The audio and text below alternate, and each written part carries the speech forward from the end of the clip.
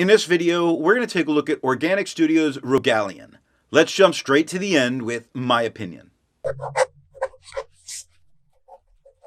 Here is a very true red under the right circumstances, and this, for me, has been behaving badly.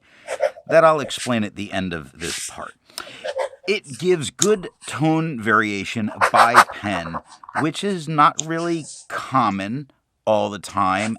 Also not common with red inks is this shades pretty darn well. So if you do like a shading red ink, it does that well. When you're getting a solid red tone, it is a very nice, bold red. Now, as far as that behaving badly, we'll return to now. If the pen is uncapped for like 30 seconds, I had hard starts, and not just with the pens that were used that you see here, but with other pens. It was very consistent. It dries in a nib very fast for me, and I don't want to worry about it or have to constantly reprime my pen. Now, in the first writing sample, you're going to notice that the stub has issues. That's not an issue with the ink, but more a reflection of what happens when you have a very smooth nib, and even though it's a stub, that's a very smooth stub, on very smooth paper. So for people that want the smoothest writing experience, you will see that there's some issues with that if it's all a little too smooth.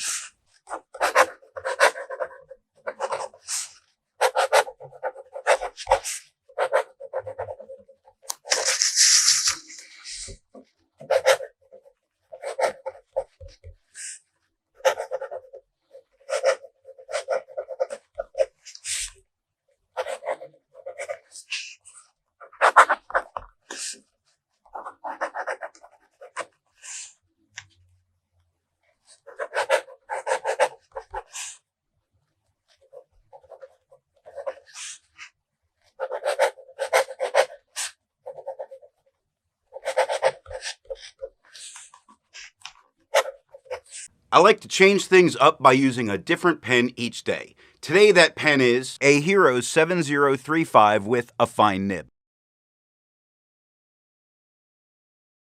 It's inked up, used for a day, and used to take the notes for this video. To see how I arrived at that opinion, let's take a look at the first writing sample done on Clairfontaine. Looking at the medium nib, you see that this gives a very nice red that's here. It is very distinctly red without any kind of issues. No hint of any other kind of tone coming through whatsoever. We do not get any feathering. We get no spread. We do get some moments of some shading, some darker areas. You'll see bewildered right in the middle. It gets much darker than the rest of the word.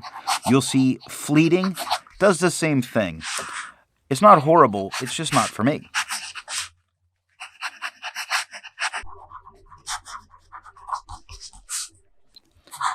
Looking at the broad nib, I want to say that this is very much the same tone that we had with the medium. We get no feather, we get no spread, we get a very clean, readable red.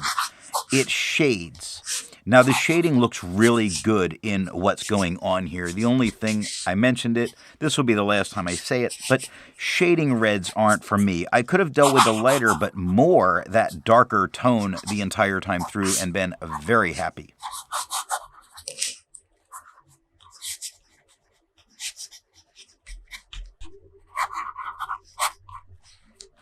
I'm going to remind you at the start of the stub nib the issues that we saw with it, in that a very smooth nib on very smooth paper does present its own problems, and it's going to become very evident towards the end of this. The writing. There's no feather, there's no spread. Yes, there is shading. Yes, it looks good on the page. It was difficult to write.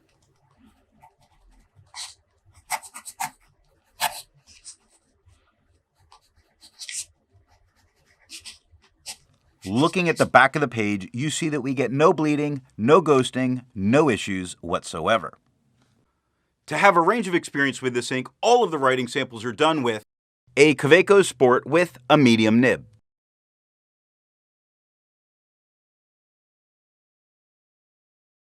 A Kaweco Sport with a broad nib.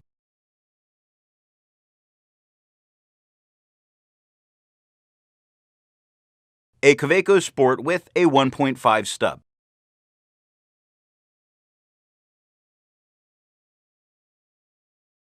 The next writing sample is done in a FieldNotes Steno notebook.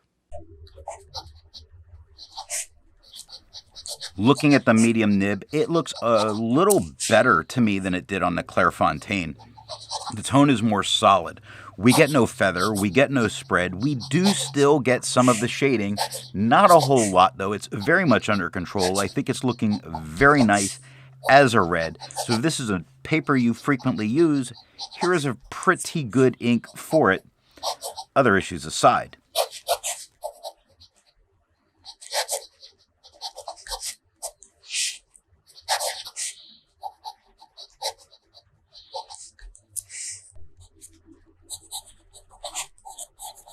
Looking at the broad nib, we get roughly the same tone that we had with the medium. We get no feather. We get a tiny bit of spread that's going on, but really not an issue. Most of the issue that we're seeing is the changing of nib size all the time actually makes it harder to write. I'll take the blame on that, no problem. We get no shading whatsoever on this paper.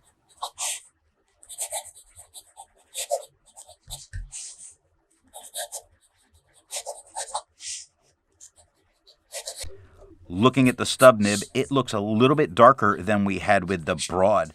We get no feather, we get no spread, we get a little bit of shading that's going on, not a ton of shading, mostly where some things cross. Like the crosses of the T's, you get it there. For some reason, the dots of the I's are a little bit darker, but not a whole lot of other letters. Only a little bit of shading happens, so don't expect it, just be pleasantly surprised by it. Looking at the back of the page, I hope it shows through, but the ink got very deep in here on the broad and the stub, not nearly as much on the medium. In any case, you can probably use the back of the page without any issue. None of it came through and touched the page underneath. I agree with Vita. There's a lot to learn by doing multiple chromatographies.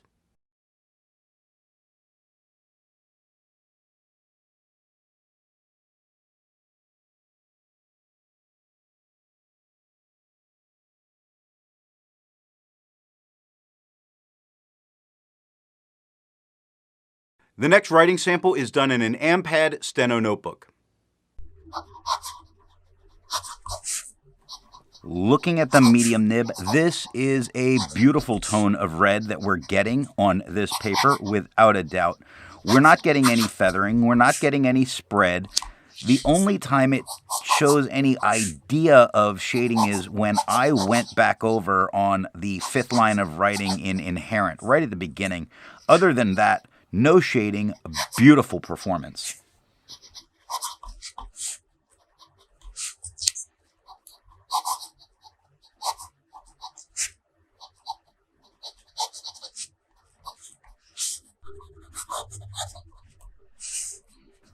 Looking at the broad nib, it looks a bit lighter than we had with the medium. It kind of looks not as good, a little washed out as a tone itself. Now, we get the tiniest bits of feathers, but they're really not such a big deal. We do get some spread. I'm not going to call that the greatest deal. The bigger problem I have is writing inside lines. I wish this paper was unlined. We get no shading, though. We're getting a very nice performance as a red.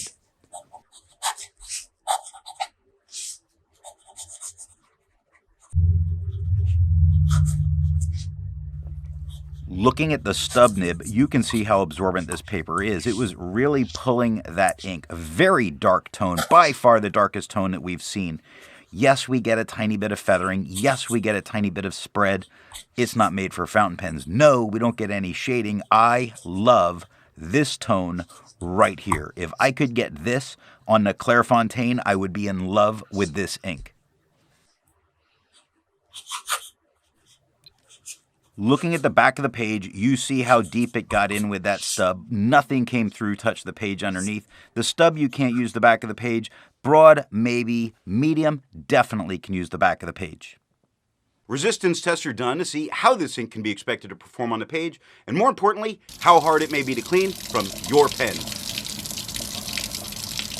This smear is allowed to dry for 3 days before testing it. And here we see the results of the resistance test.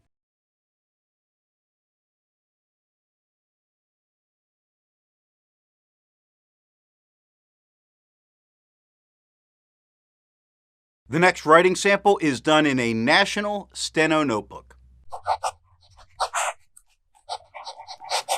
Looking at the medium nib, we're back to a lighter tone, but not a bad red tone. We're not getting any feather, we're not getting any spread, we're not getting any shading. We're getting a solid red ink, solid performance. This paper does well, but again, this tone, while it's not the tone I would love, this would be a very good tone if it's what was there the entire time.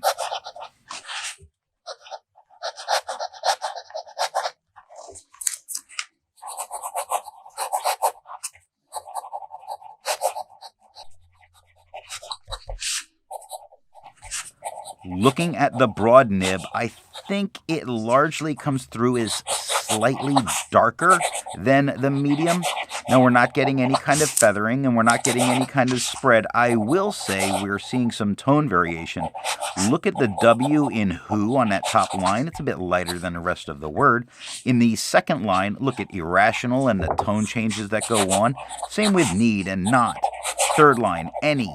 So a lot of shading is really coming through on this paper.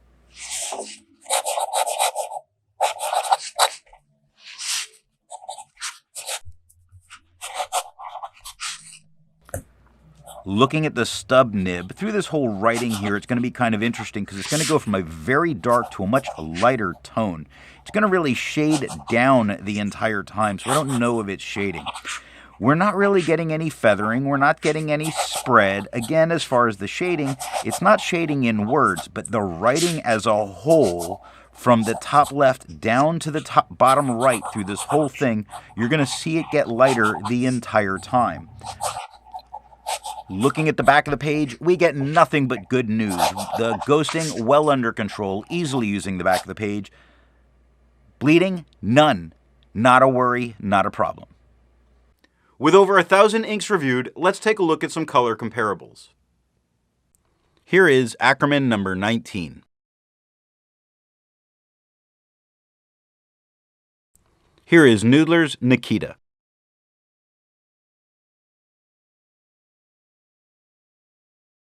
Here is Private Reserve Fiesta Red. Here is Roher & Klinger Morinda. The next writing sample is done in an Office Depot Steno notebook.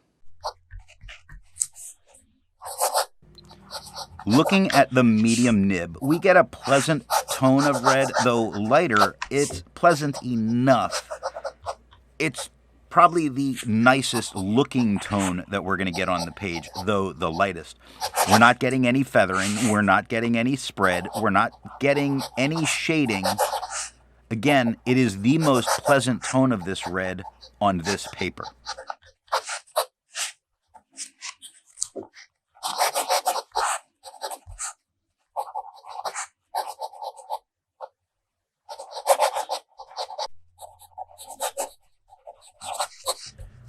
Looking at the broad nib, it is a little darker than we had with the medium. We get no feather. We get no spread. We definitely get some spots of shading you'll see come up in the third line in the word instance, where guises and the T of instance crosses, and it gets much darker. It just means that shading is possible. While it's not shading a lot in the writing itself, it's definitely there. Look at the top line, where. Lighter to dark, much darker in the H, then lighter again into the R. Pretty good. Looking at the stub nib, we are going to see that same sort of starts much darker and works its way lighter through the writing that we had on the last paper. Something weird this ink is doing. It's not feathering, it's not spreading, it's not shading, though it is showing the variations of tone that this ink can do. It's weird because I would have thought the last one was the paper, but the fact that it's done it twice, this ink just is behaving badly. Yeah. Looking at the back of the page, you see the ghosting is way under control. Easily use the back of the page. No bleed through, nothing touching the page underneath. Winner. While it's nice to find other inks in the same color family, I'd prefer to find an ink that complements its color on the page. Here is a blue-black ink by Aurora, Blue Black. Here is a gray ink by the Birmingham Pen Company, their Jeff Goldblum Independence Gray. Here's a blue ink by Diamine, Beau Blue. Here is a black ink by Jinhao, Black.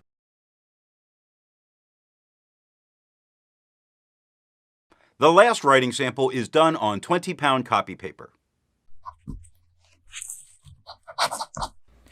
Looking at the medium nib, this is the lightest tone really that we're seeing. Very light red. We get the tiniest bit of feathering in the writing. Not really any kind of a problem with this paper. Like, it has a little bit of spread, not a problem for this paper. Actually, both doing very well. It's not shading at all here, and we don't really expect it to shade on this paper. I think it's an acceptable red, though I would prefer it to be darker.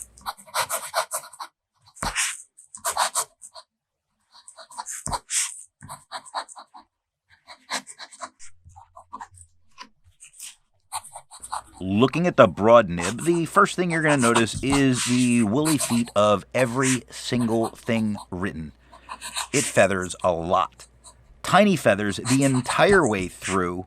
I do think it's a little distracting. Combine that with the spread that it's having, and I'm not enjoying this very much with this nib on this paper. It's not, it's with the spread, it's not shading. The tone itself is a bit darker than we had with the medium, but I like the tone a little bit more. Looking at the stub nib, the first thing for me is the tone is much more what I would have actually preferred this entire time. Though this stub does have feathers the entire time, it does have a bit of spread the entire time. I don't know about actually using it. I guess you could. I wouldn't. It does technically give some shade. If you look at where the T's cross in that and the on the second line, you will see that those are some darker spots, so it can shade. Looking at the back of the page, you see that the bleeding is way under control. There's spots that I really thought would come through and did not. It didn't touch the page underneath. Though I don't know if you could use the back of the page, except that medium you probably could. So what nib and pen do I think is going to give the best writing experience with this ink? Largely, this has been a red ink that I haven't cared for. However, from a very wet fine, you're able to get the solid dark red that I would really go for with my opinion. That solid, clean, no shading. Now, if you want shading, you can get that from any regular flow pen, regardless of its nib size. Go for it. Just know that the shading's not going to come through as much on some of the non-fountain pen papers, though it still does.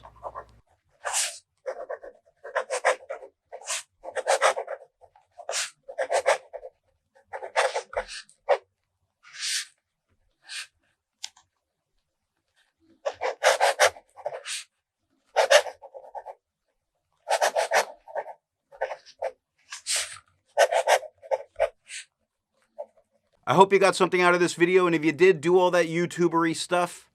Thanks for watching.